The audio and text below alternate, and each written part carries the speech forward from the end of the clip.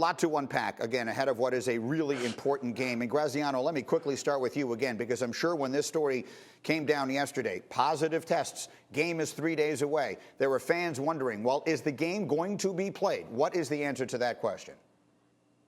As of now, the answer is yes. Obviously, we'll await further tests. What they do is they identify everybody's close contacts and test them.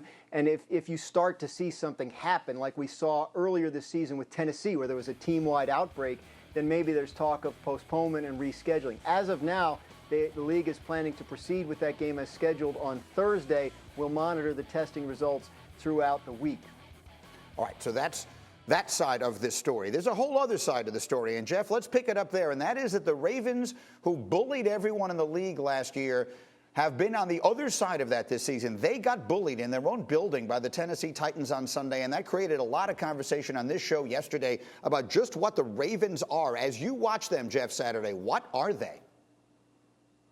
Yeah, a mediocre football team. I mean, when you talk about the expectations of what this team was and is, you know, I just heard Edwards. It was almost comical hearing him. Hey, we're right there on the edge. Well, what makes you believe that? I mean, other than that you're on the team, I understand you got to say it. But at the end of the day, this team is not physical on either side of the ball, and that's the scary part, right? Is the offense. We know they've had some offensive linemen go down. Stanley and Yonda retired, and so it's been more difficult for them to be physical on offense. But they can't sustain drives. But that's now leaked over to the defense. And I get Campbell and Williams have been out, but at some point, where's the nastiness of this football team, right? Where's the team that just comes, hits you in the mouth and doesn't care and shortens games and does all those things? There's nothing there about that right now. So when you talk about, hey, we're right on the cusp of turning this thing around, there's no arrows pointing to that direction for me, and that's the problem. When you talk about Thursday night against that Steeler defense, those boys are going to get after you, so you better be able to run the ball. It may be a heavy dose of Lamar Jackson running it or giving some RPOs, but something's got to change about how physical and nasty this Ravens football team plays.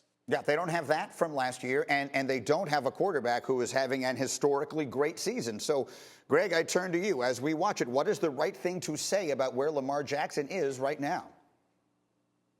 Well, you had to go quite literally 2 plays into the game on Sunday to see Lamar Jackson's not seeing the field very well.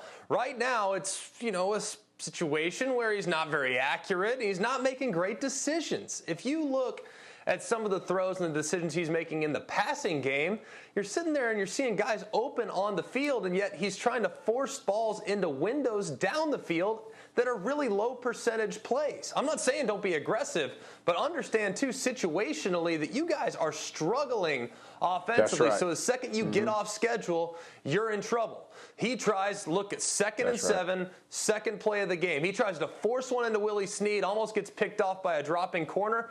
He's got Hollywood Brown sitting there at the sticks for an automatic 1st and 10. You see that show up time and time again. And then it's not exclusive to the passing game. He's making bad decisions in the run game. And then on top of it all, his receivers aren't helping him out. Right now, guys, they are tied for 29th. Tied for 29th in the NFL in regards to drop percentage. The only teams worse than them are the Cleveland Browns and the Green Bay Packers. So they are not a team that's catching the football with any consistency. And if they got a quarterback that's not seeing the field well, when he does deliver it in the right place, you better bring it in for him.